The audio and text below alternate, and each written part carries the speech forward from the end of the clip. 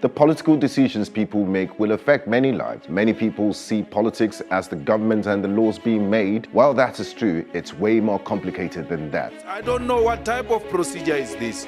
Some of you may be aspiring to positions of leadership in the political arena. And I accepted full responsibility. But the question is, why do you want to lead? It has everything to do with you. Every law that is made will impact many. Sometimes the decisions do affect people negatively. Therefore, it's very important to note that every vote that you cast will either break or make people. Politics with GA brings you the latest political news as well as insight and analyst as we discuss the most important issues that matter.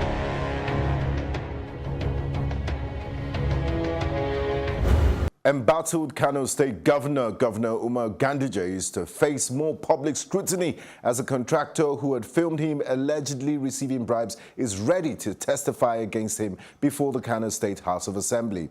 Hello and welcome to Politics with GA.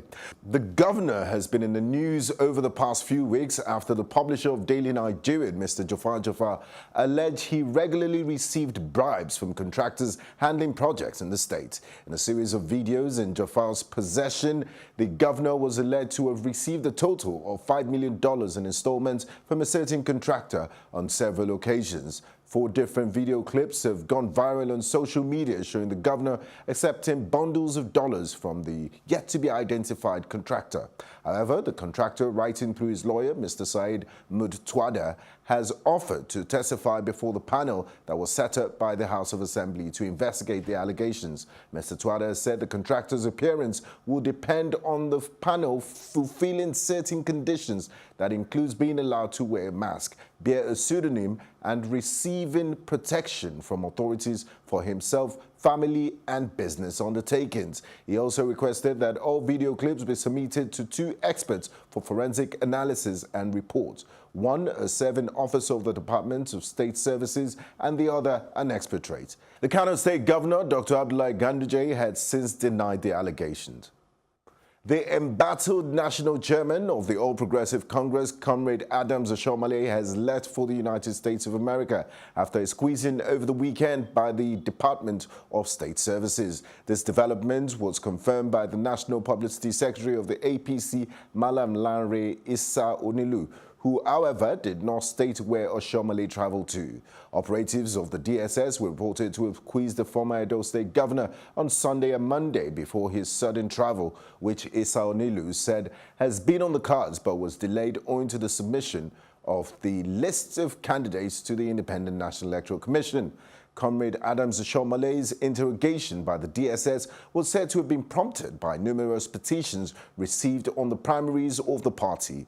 Amongst states where petitions were said to have been sent to the DSS and the Economic and Financial Crimes Commission against the conduct of Comrade Oshiomhole during the primaries were Imo, Ogun, Niger, Zamfara, Kaduna, Bauchi, Adamawa, Delta, and Cross River State. But Mr. Issa Onilu on Thursday said the party was not aware of the quizzing of Comrade Adams Oshiomhole by the DSS and also confirmed that he had traveled out of the country. The People's Democratic Party, PDP, has called on the National Intelligence Agency and the Interpol to help track down the national chairman of the All Progressive Congress, Comrade Adams Oshiomhole, which it alleged to be on the run since his reported interrogation by the Department of State Services over alleged corruption charges. The main opposition party said it was ludicrous that the APC, in its lying proclivities, believes that by dismissing Comrade Oshiomhole's alleged arrest as a rumor and aiding him to momentarily flee the country, it will succeed in getting him off the DSS hook, as well as sweeping the matter out of public discourse with its famished broom. PDP, in a statement by its National Publicity Secretary, Mr. Kola Ologbondiyan, noted that the APC chairman's swift flight out of the country at the heat of the investigation goes to confirm allegations that President Muhammadu Buhari is shielding him from prosecution for fear that his investigation would implicate certain interests at the presidency and the APC. It stated, no, Nigerians are already aware that Oshiomhole has not denied his investigation, including his reported confession that the presidency was in the loop of all his actions. But wait a minute, is this not an internal matter of the APC? I guess in war and politics, all is fair. The Rivers State Governor, Chief Nyesom Wike, has berated the federal government for shielding Prince Charles of Wales from the Niger Delta region. The governor, who said the Niger Delta has always been neglected despite producing the nation's wealth, wondered why the Prince of Wales would be confined to Abuja and Lagos. Governor Wike spoke during the visit of an international preacher, evangelist Daniel Kolenda, to the government house, Port Harcourt, on Thursday. He said the actions of the federal government during the visit of the Prince of Wales underscored the negativity that had characterized governance under the administration. He said the Prince of Wales came to Nigeria and they took him to Abuja and Lagos. They didn't want him to see the suffering people of the Niger Delta. It's our money and resources that they used to develop Lagos and Abuja. Yet they did not want the Prince of Wales to see how they have neglected the area that produces the wealth of the nation. Look at the sitting arrangement of their photograph with the Prince of Wales and where they place the producers of the nation's wealth. Just thinking out loud, what will be the benefit of the Prince of Wales to the people of the South if he had visited? I guess we'll have to ask Governor Nyesom Wike the answers to those questions. The United States of America has expressed confidence that the Independent National Electoral Commission, INEC, is capable of producing a free, fair and credible election in 2019, going by the success of previous elections and the current efforts of the Commission under the leadership of Professor Mahmoud Yakubu.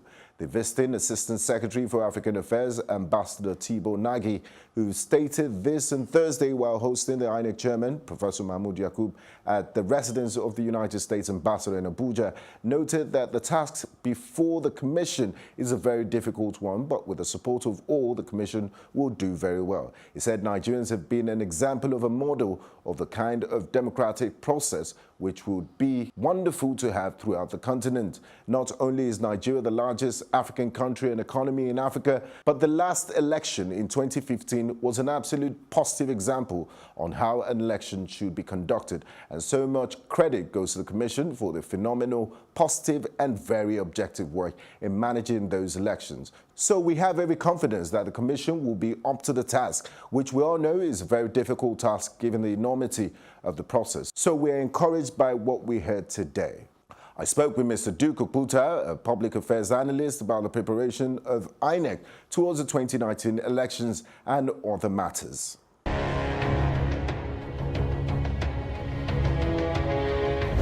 Minimum wage was approved at 30,000 naira, and we've had a situation where governors have been struggling to pay the previous 18,000 naira. How do you feel about this new minimum wage? Well, the minimum wage debate is a very difficult one because there are two sides to it, but everybody tends to concentrate on the one side only, which is the demand side. And nobody talks about the supply side. That is to say that, yes, there is a level of income that is insufficient, will always be insufficient for a person to survive on, and 18,000 falls into that category. Perhaps even 30,000 still falls into that category of a level of income that people will not survive on. But there's also the other side of it, which is the supply side, which is this income that is paid for actually produces for the country. Because ultimately, you pay people what they earn. If they don't earn it, you can't pay it. It means you have to manufacture the money from somewhere else. And that has always been the problem with our governments, both the states and the federal level.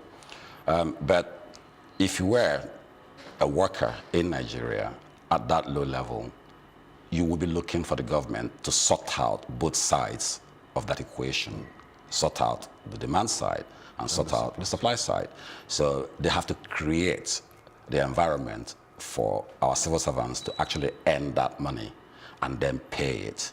But, you know, as far as the debate is concerned, the one thing that I've been trying to establish myself in order to make a meaningful contribution is what it actually costs Nigeria to pay this minimum wage.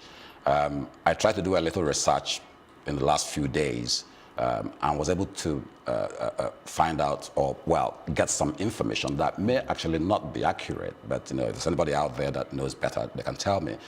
But my understanding from what I've researched into is that there are about 100,000 civil servants in the federal structure, based on the 36 states of the Federation and the Federal Capital Territory.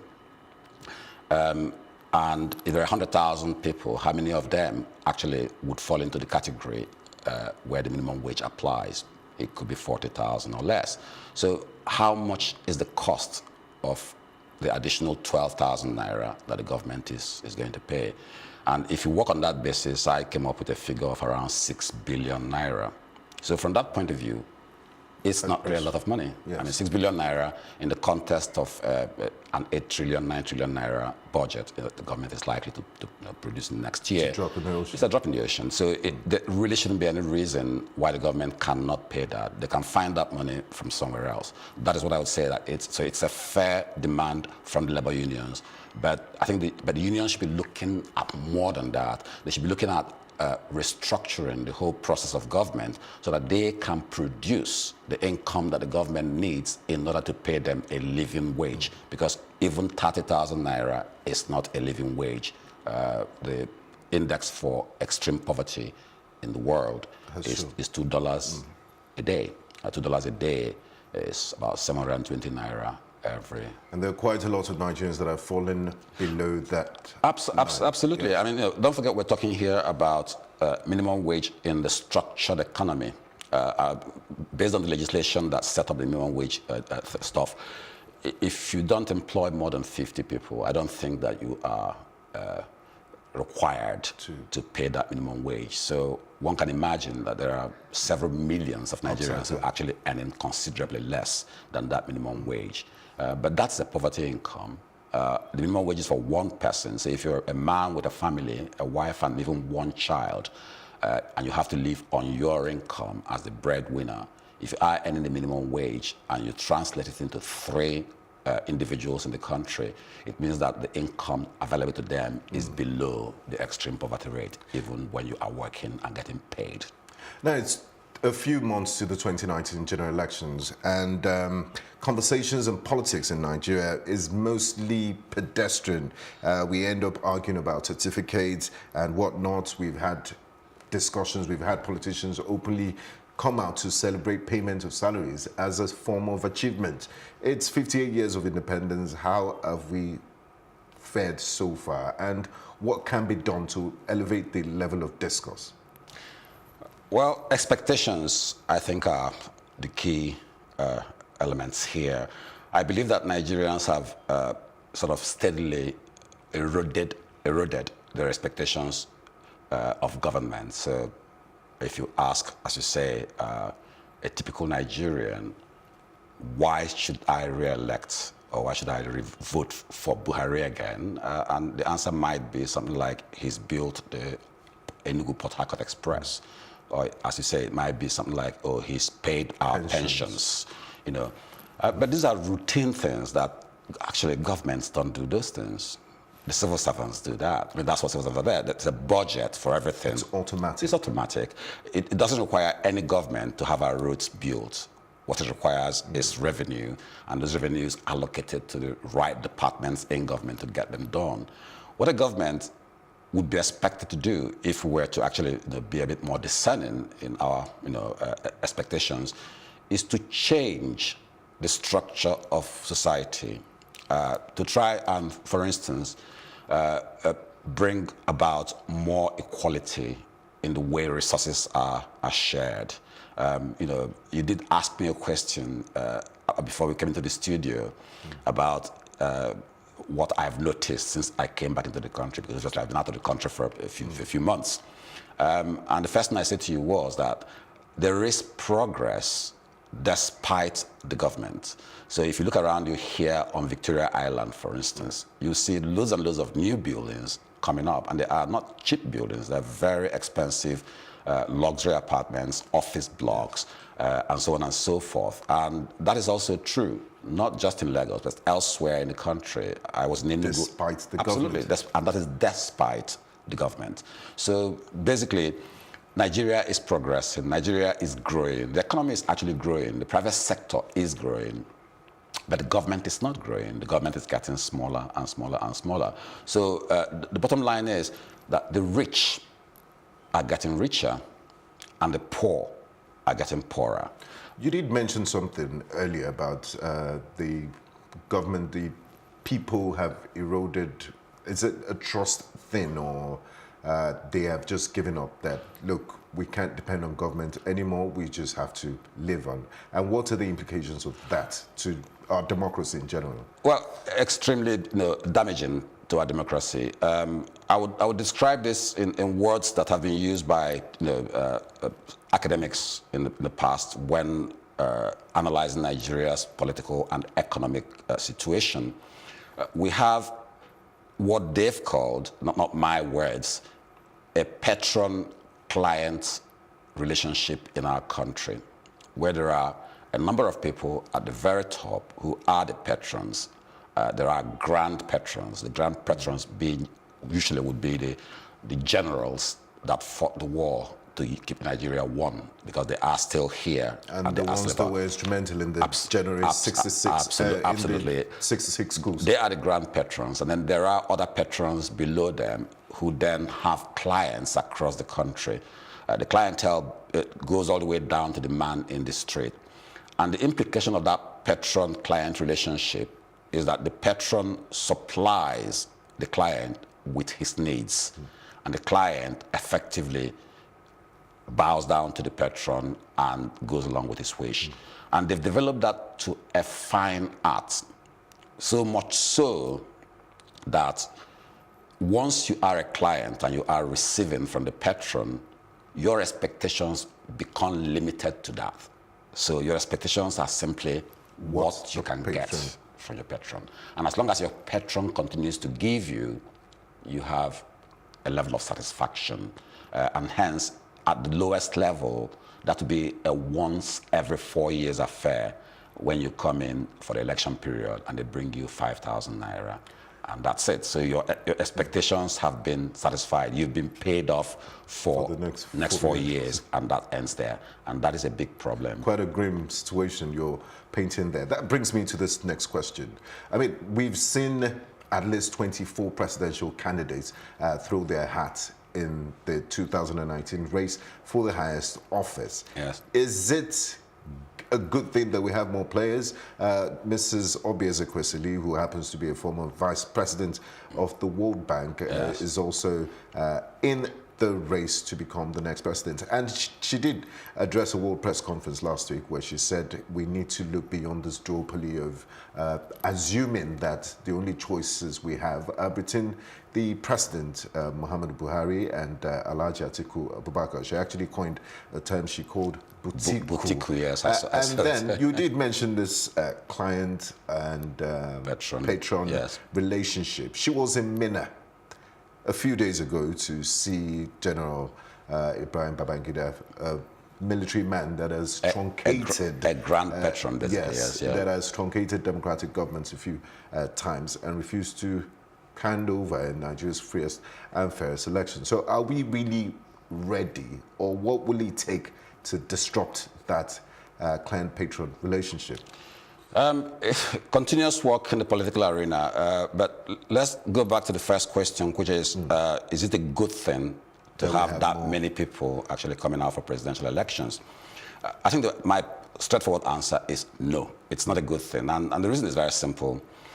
Our government in Nigeria is presidential, which means obviously that we have also got a legislature, yes, which is very powerful. This legislature can frustrate or aid the executive in achieving their stated objectives. Now, if you have a multiple of presidential candidates all coming out to run, you have to then ask yourself the question, would any of them honestly put their hand on their chest and say, I can win this election, and more importantly, if I do win this election, I will also carry the Senate and the House? Because if you don't have both, you haven't got anything. Now, if Obieze Ekwesili wins the presidential election and the Senate is dominated by PDP and House by PDP or APC for that matter, then he's got a struggle on her hands. She cannot carry out her policies because her policies are now an independent one-person policy. But others will argue that you have the case of Peter Obi in Anambra State, who was elected on the platform of APGA, which didn't have majority of members in the State House of Assembly, but he did make a lot of progress. Yes, well, because Anambra State is almost a homogeneous system where everybody's interest is identical. Nigeria is a totally different, ball game. Interests are very diverse, and ideologies are very diverse. But more importantly, you've got to be able to sing from the same hymn book. People will try to impeach you at Aso Rock for simply not being a party member. That is the mentality that we have in Nigeria. So there's a difficulty, but I'm not saying that you cannot win an election if you're not in one of the two parties. But I think what would have been perhaps more useful, and this is purely on the basis of the fact that we got fed up with PDP after 16 years of being in power, and we saw very little progress in terms of the restructuring of both our social and economic fabric in the country. So we collectively, myself included, actually came out and said, enough is enough. This has to stop. So we threw out Jonathan. It's as simple as that. Brought in Buhari with a lot of hope that he's going to do those things that Jonathan failed to do, or Jonathan's party, because it wasn't just Jonathan, yes. It was Jonathan, Yar'Adua, Obasanjo, etc. But in my own personal view, he hasn't done anything to change the way Nigeria functions. That's really what matters. So we haven't made much progress. We haven't made any progress. We haven't made any progress in a structural sense. I mean, like, we're talking about minimum wages. I ask you this question. Why would a serious government not come into power and the first thing that they do is assess what the bread basket of the average Nigerian is and actually state it out for everyone to see? So the average bread basket for a typical Nigerian is 150,000 naira, and it's made up of his rent, his transport, his school fees for his children.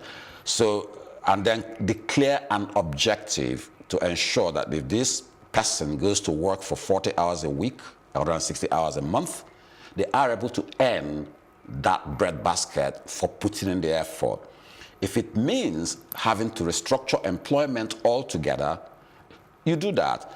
There's no point in creating employment that you cannot pay for. There's no point in creating employment that is unproductive.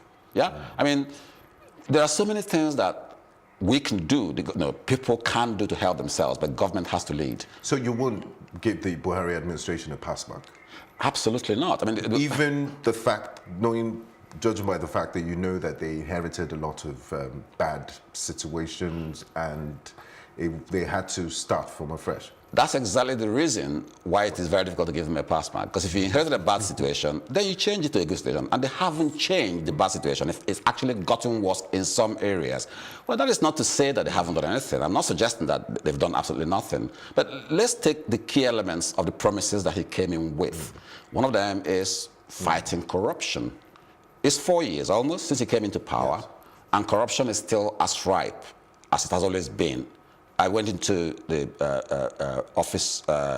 Federal Road Safety Office yesterday to replace my car particulars.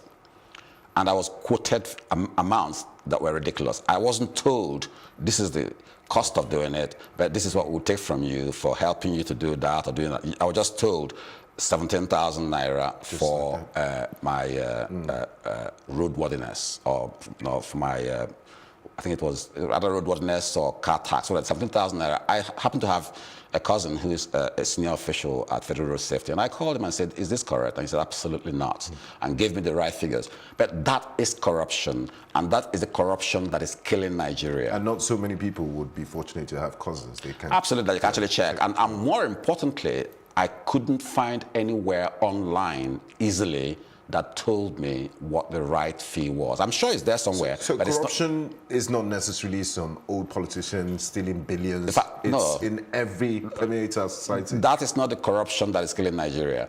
The corruption of people stealing money is not the corruption that is holding us back. That corruption, I'm not suggesting it's not important. That's not what I'm saying. But let me put it this way to you.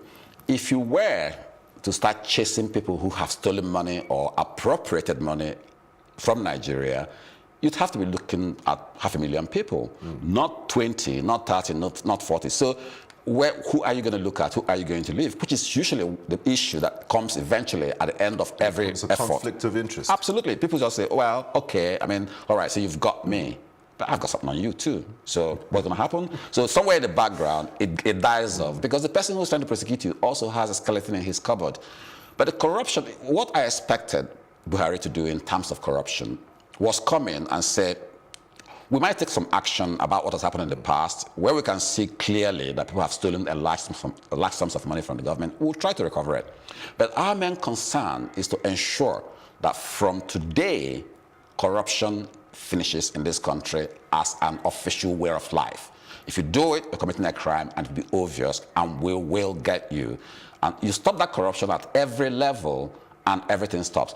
Even the civil service itself. I mean, we blame government, we blame Buhari, we blame governors. Do you know, I would also blame the civil servants because in my view again, if the civil servants did their jobs properly, politicians would not be able to steal. Politicians can only steal because civil servants allow and aid them to do it. And the usual excuse that they give that Oga said do this. I mean, if a governor says to you, bring me 1 billion from a state parastatal, you can say no. Yes. The governor has no right to take money from you. There's nowhere in the law it allows it. You can say no, but your fear is often that if I say no, he will remove me from that position and put somebody else in there. And my answer to that is that that's exactly what we want the labor unions to be doing, not just fighting for more wages. More wages. Absolutely. It's a question of tell your people, do your job right. If you get sacked, we will go on strike. If you get sacked for doing your job, all of us will walk out. That gives you the guarantee. Fantastic. And the minute the governor says you're fired, everyone walks out.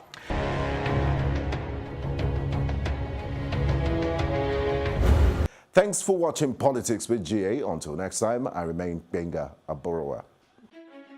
The political decisions people make will affect many lives. Many people see politics as the government and the laws being made. While that is true, it's way more complicated than that. I don't know what type of procedure is this.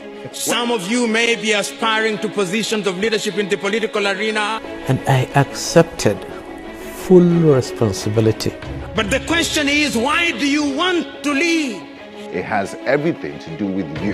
Every law that is made will impact many. Sometimes the decisions do affect people negatively. Therefore, it's very important to note that every vote that you cast will either break or make people. Politics with GA brings you the latest political news as well as insight and analyst as we discuss the most important